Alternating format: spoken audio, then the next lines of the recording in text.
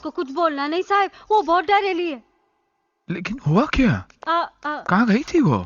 नहीं गई तो किधर पर नहीं थी, पर घर को आते पकड़ पाँव फिसल गया और कीचड़ में जा गिरी। हाँ। उसे चोट तो नहीं आई? नहीं साहब, चोट भी तो काय पर नहीं आई। भैया कीचड़ में गिरने से उनके कपड़े गंदे हो गए थे, इसलिए कपड़े बदलने के लिए अपनी सहेली के घर चली गई थी। भैया प्लीज दीदी को डांटना नहीं।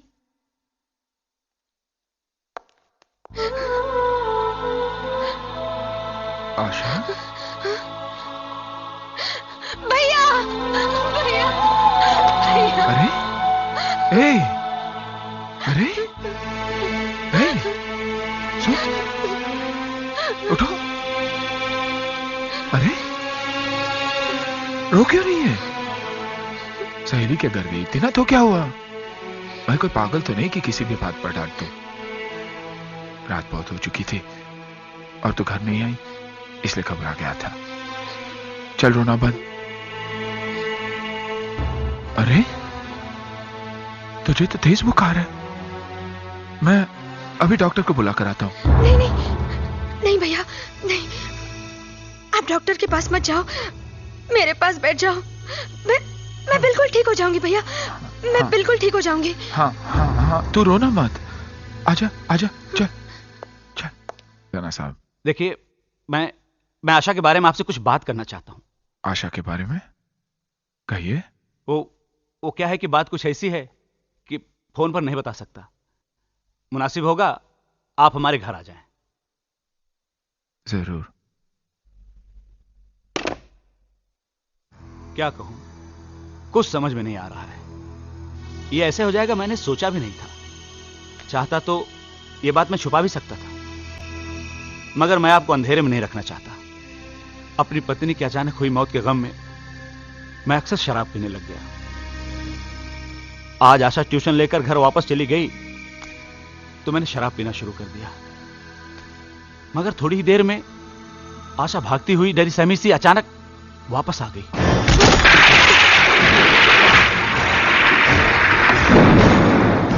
आशा, ये क्या हो गया तुम्हें? हाँ बोलो। वो कुछ गुंडे मेरे पीछे पड़े। मैं देखता हूं।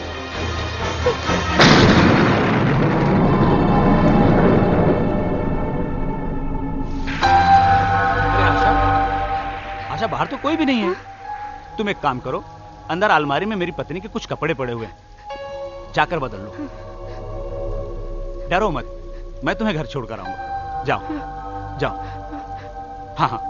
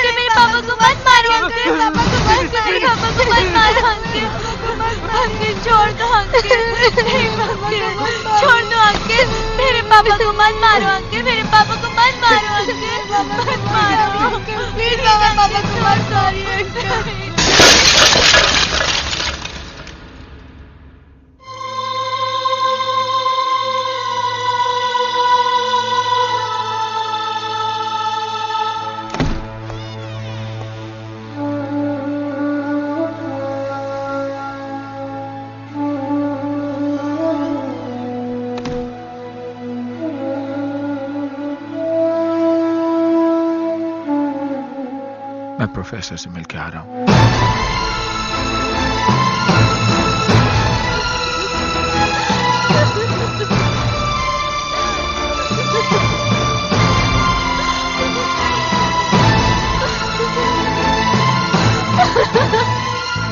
आशा, ए आशा, ए आशा, आशा, मत रो मेरी बहन। देख, देख, मेरी नजरों में मेरी बहन आज भी उतनी ही पवित्र है जितनी वो कल थी। दोष तेरा नहीं है, दोष मेरा है, मेरी परवरिश का है।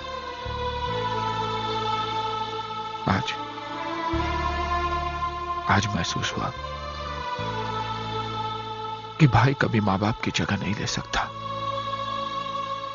और ना ही वो प्यार दे सकता है।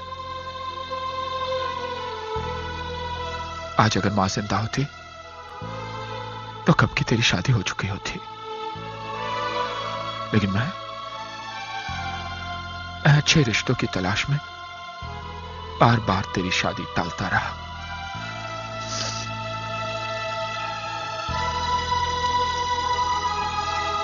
कुछ ही दिनों में तुम्हारी कलेक्टर साहब से शादी होने वाली है। समझ में नहीं आता क्या करो। मेरा गला घोट दो, अपने हाथों से मेरा गला घोट दो। पागल हो गई है? जिन हाथों पे बरसों से तू राखी बांधती आई है, तू चाहती है मैं उन्हीं हाथों से तेरा गला घोट दूं?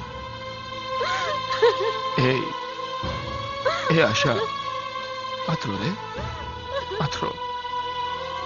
सुन, इस घर की दीवारें टूट कर गिर जाती है, उसी घर के आंगन में लोग अपना रास्ता बनाते थे। मत रो, मत रो।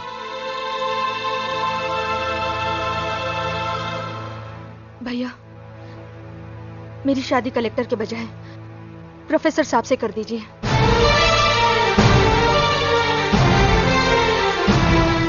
ये क्या कह रही है तू? हाँ भैया, चाहे मेरी जिंदगी नर्क हो जाए, मगर मैं उस कलेक्टर के साथ विश्वासघात नहीं कर सकती। अगर मेरी जिंदगी में 2 बच्चों के बाप की बीवी बनना लिखा है तो मुझे मंजूर है, लेकिन मैं ये नहीं चाहती कि मेरी वजह से मेरी बहनों की जिंदगी तबाह हो।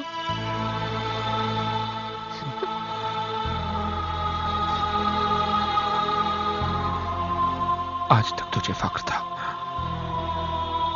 कि मैं तेरा भाई हूं, लेकिन आज मुझे गर्व है कि तू मेरी बहन है। भगवान से यही दुआ करूंगा कि हर जन्म में तुझे मेरी बहन बना के भेजे। आशा, एक बात और, किसी को यह पता नहीं चलना चाहिए कि तेरी शादी प्रोफेसर के साथ क्यों हो रही है। लेकिन भैया, घर के लोगों को तो असलियत बतानी ही पड़ेगी। कुछ बातें ऐसी होती है जो इंसान को खुद से भी छिपानी पड़ती है। अगर किसी ने पूछा तो ये कहना कि ये मेरा फैसला है, तुम्हारे भाई का फैसला है। जिद्दी, घमंडी और हिटलर का खिताब तो दुनिया ने मुझे दे ही दिया है। बहनों ने भी अगर ये ताना दे दिया तो मैं बर्दाश्त कर लूंगा, लेकिन अगर तुम पे कोई उंगली उठाए, ये मैं बर्दाश्त नहीं कर पाऊंगा।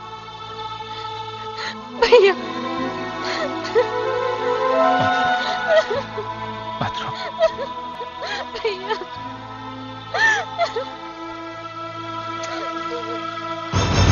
ये सब मैं क्या सुन रही हूँ? क्या हो रहा है? क्या गुनाह है आशा दीदी का, जिसकी वजह से आप उनकी शादी कलेक्टर से ना करके 2 बच्चों के बाप से कर रहे हैं? आपने तो कहा था कि अपनी बहन की शादी इतनी धूमधाम से करेंगे कि सारा शहर देखेगा। सारा शहर तो देखेगा भैया, लेकिन आशा दीदी की डोली नहीं, उनकी अर्थी उठते हुए देखेगा। आप दीदी के लिए शादी का जोड़ा नहीं लाए हैं, कफन लाए हैं, कफन।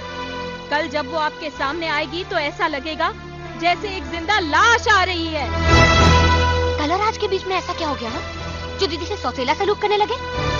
दीदी कोई गाय बकरी नहीं जिसे किसी भी कूड़ने से बांध दिया जाए। आशा दीदी ने भले डर कर आपके सामने सर झुका लिया हो, लेकिन आप ये बात ध्यान से सुन लीजिए, हम ये शादी हरगिज़ नहीं होने देंगे। Shut up! इस घर में फैसला करने का हक सिर्फ मुझे है, या वही होगा जो मैं चाहूंगा। तुम्हारी तुम्हारी तुम्हारी तुम सबकी शादी वही होगी जहां मैं तय करूंगा। आशा की शादी में अगर आना हो तो आ जाना, और अगर नहीं आना हो तो मत आना। भाई नहीं, वो कसाई है जो बकरी के बच्चे को दाना पानी खिलाकर बड़ा करता है और एक दिन गोश्त के बाजार में जाकर उसे बेच देता है।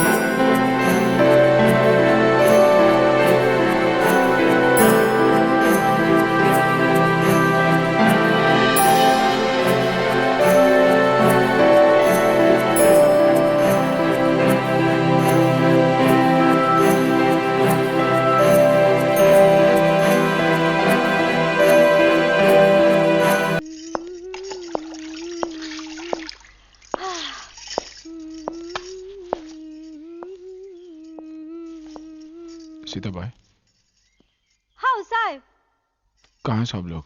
माला माहित नहीं, बेडरूम में। सीमा, प्रिया, अनु।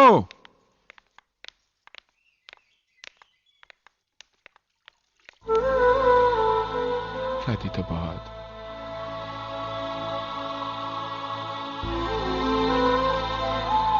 विदाई के वक्त तो हर लड़की रोती है, लेकिन आशा इसलिए रो रही थी कि तुम लोग क्यों नहीं आए।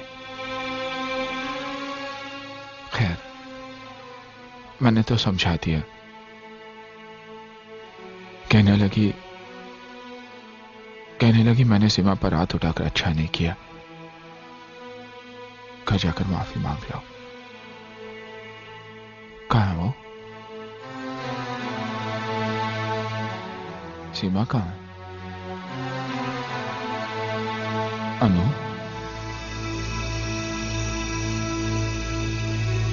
सीमा,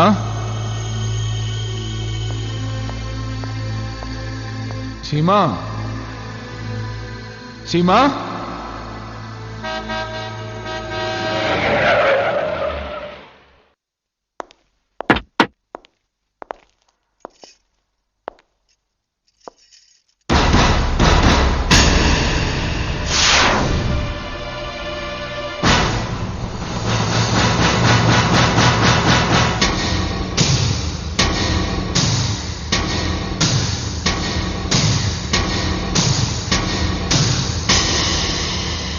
मैंने तो उससे कहा था ना करण कि एक दिन तेरी बहन से शादी करके रहूंगा। ये देख, तेरी बहन से शादी भी कर ली और कानून ने इस पर अपनी मोहर भी लगा दी। तेरी बहन की मांग में भरा ये सिंदूर और गले में पड़ा ये मंगलसूत्र चीख चीख के कह रहा है कि ये मेरी जीत है और तेरी हार। और हां, आज के बाद अपना सिर उठाकर नहीं झुकाकर बात करना, क्योंकि रिश्ते में मैं तेरा जीजा और तू मेरा साला है। साला।